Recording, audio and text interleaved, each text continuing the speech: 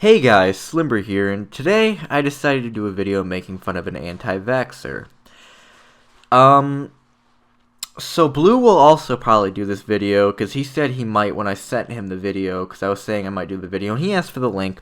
These are generally hard to find because YouTube's algorithm blocks anti-vaxxer videos, which I kind of understand. Well, I actually fully understand. I kind of agree with, I kind of don't. But I don't agree with anti-vaxxers. You'll see in this video why. Hi, my name is Shanna, and we are a vaccine-free family. I wasn't always going to not vaccinate. In fact, my husband is a chiropractor. He's a chiropractor. He works on people's backs. What does he know about vaccination? He's not a fucking physician or a fucking pediatrician. And when we were pregnant, or when I was pregnant, I had this trump card that I played that said, basically, I'm the mom and I get to decide because I carried the baby. I mean, I guess that works in the sense of, you know, when with the fucking shots people get when they're like pregnant, but if he's helping raise the kid, then I think he should get a say too. So he was okay with that. He said, that's fine. However, I want you to read a book. And it was, at the time, a book called The Sanctity of Blood by Dr. Tim O'Shea. And at that time, I couldn't find it, but I knew where he was going. He wanted me to at least look into his feelings on the situation.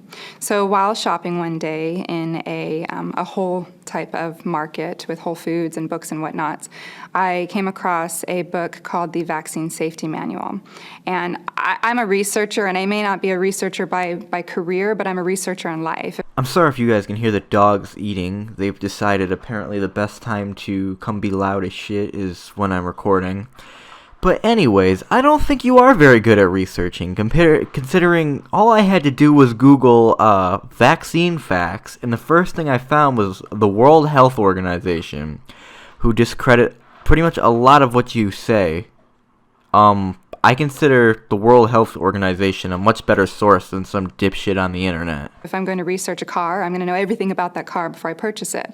If I research a vaccine, I want to know why or why not I would be doing it or not. And so when I found this book, what I liked about it was that it was unbiased. Well, first of all, measles is biased. You know, they go after people who haven't had the MMR vaccine. I don't know why I'm saying that. That sounds kind of cringy. Second of all, it was probably biased if you got the impression that vaccines are bad. And then third, I guess would be, even if you didn't get that impression, it'd be biased because, well, I guess this is a technicality, but it's impossible to not be biased about pretty much anything. And I am sorry I'm freezing up. Once the dogs decided to be quiet, apparently OBS decided to fucking overload on encoding because it's a piece of shit, and I should probably get a better thing to record myself with. Oh, there it is right there. Fuck you, OBS. And I didn't want somebody on a pro side to tell me why I needed to do it, and I didn't want somebody on an anti side tell me why I shouldn't do it. I just wanted to know what it was about. So I sat in this market with a belly sticking out to here that basically walked into a room before I did, and I opened this book up, and the first thing I saw was, these are vaccines, these are what they're supposed to do for the body, this is what they're made of, and this is why they put these ingredients into it. And then at the end of each section was the situations that happen to people that have taken these vaccines. So you aren't going to tell us what you were told by it? You're just going to say, well, it said this and that and this and that, but you're not going to tell us what specifically it said? Like, what are in them and all that? I mean, I could Google it and probably find a different answer. Probably the real answer, but, you know. I'm just saying. It would be nice if you told us what you read. Whether it's an injury or just a damage, I'll say, it was listed at the end of each chapter. When I was 6, I broke my arm. And you know what? That could have been prevented if I just hadn't had fucking vaccines. Vaccines broke my arm. If I jumped over that Barbie Jeep, I would be perfectly fine. Like fucking bubble wrap was on my arm had I not had vaccines. And I was shocked. I was shocked that very basic immunity building things that I've been told were causing harm. Now, my father passed away of leukemia, and he was an older gentleman, but that changed me for life. And so when I looked at some of these vaccines and I saw side effects were leukemia. So I Googled this. I said, is leukemia a side effect of vaccines? And what I found was in fact the opposite. I found an article from ncbi.nlm.nih.gov, and it says early vaccinations protect against childhood leukemia. Or when I was learning about the disease in itself, and I learned that that's one of the number one killers, I should say, for children under the age of 8. I thought there's a correlation to this. And I sat on the floor of this market at however many months pregnant. I think I was close to 9 months pregnant. And I just started reading from the front cover, and I turned page after page after page. Is that even legal? I mean, is there any law against going into a store and reading a full book without paying for it? Is that even legal? And to be honest with you, I wept. I cried for these women, for these fathers, for these mothers. I wasn't even really a mom yet, but I was carrying a life inside me, and I was responsible. I'm responsible for everything that this child is going to be doing in life. It's my job. It's my job to be the voice, and it's also my job to be the caregiver. Well, congratulations. You've given your child a chance at getting measles. Congratulations. Everybody clap for this woman. She's given her child a risk at getting measles. So brave. It's like a late-term abortion. Was that offensive? And that was my first step into, I may not vaccinate, but I'm certainly not going to jump into the hospital and vaccinate. Wait, what? So you are going to vaccinate at some point? Okay, this question threw me off a bit. Not this question, this statement threw me off a bit. And that's where it started. And we went to the hospital when I was delivering, and the doctors came in, and I said, I'm not getting the vitamin K shot. They immediately start to tell me that your child's brain is going to bleed to death. And that's not the case. I mean, it could have been. You just got lucky.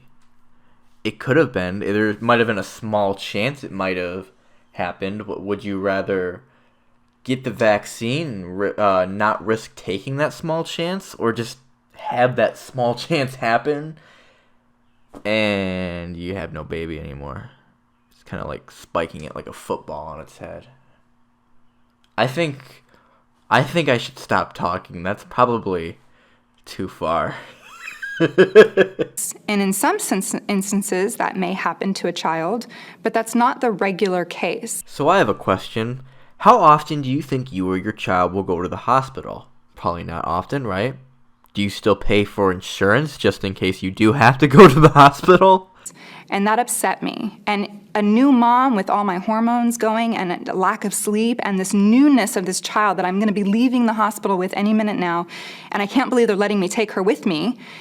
It was this feeling that came over me of, so you're not for me raising my child, you're for me being a woman of fear. How did you manage to repeat all of that and not think, wow, I was probably not in the best condition when it comes to thinking? And thankfully, my husband, who was right beside me, said, okay, thank you. And the woman walked out. So fast forward a little bit, I get home and we decided I'm going to look more into it because I don't want to be foolish in my decision. I want to be smart. Well, you've already fucking failed at that, haven't you?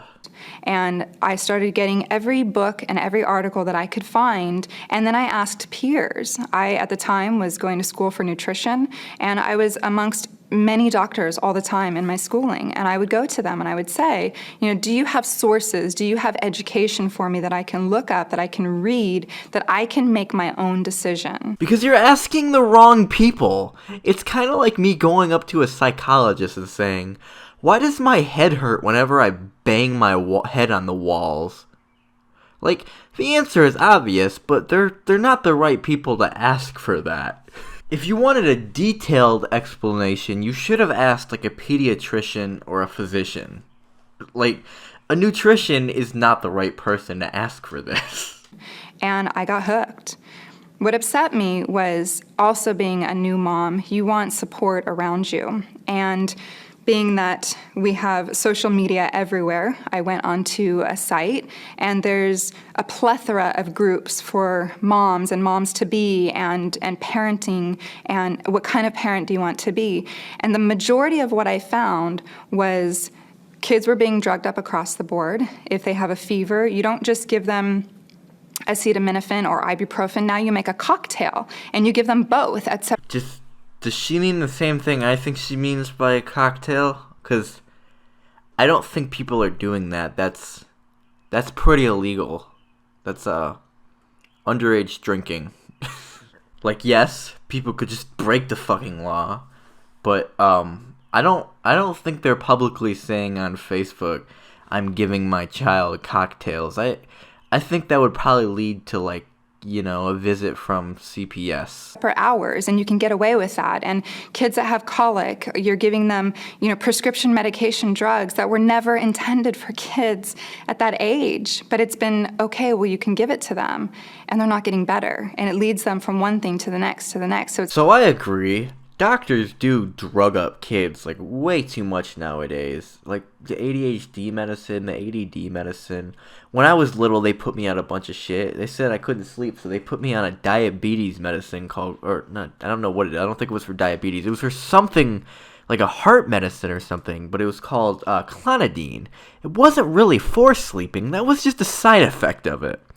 But they're like, oh, if he can't sleep, let's put him on this fucking clonidine.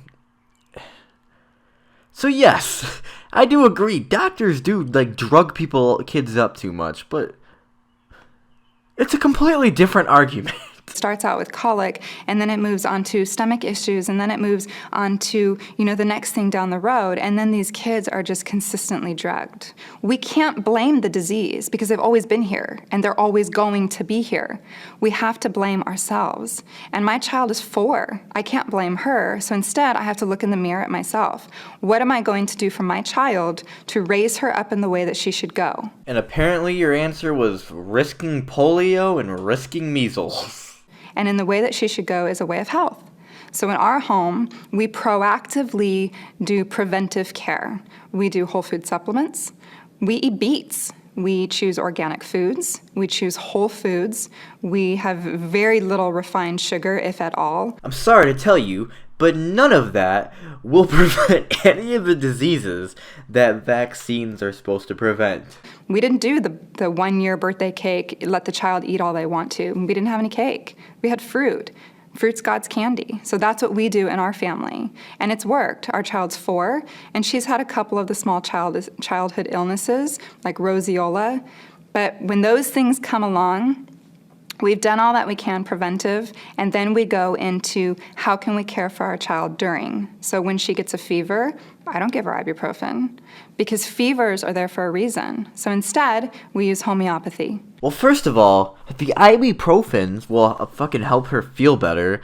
It'll help her get rid of, like, fucking headaches and shit like that if she's got a fever. Second of all, the answer of fevers are there for a reason is fucking retarded. It is so goddamn retarded. It's like getting cancer and being like, cancer's there for a reason.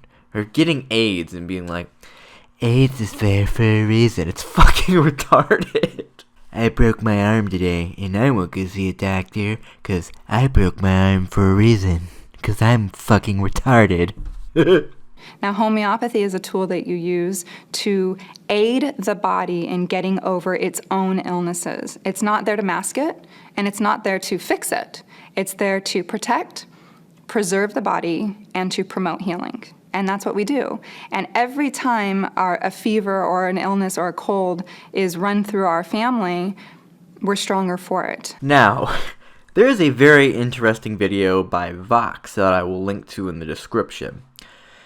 And they bring up a very good point that there are some people who cannot get vaccines.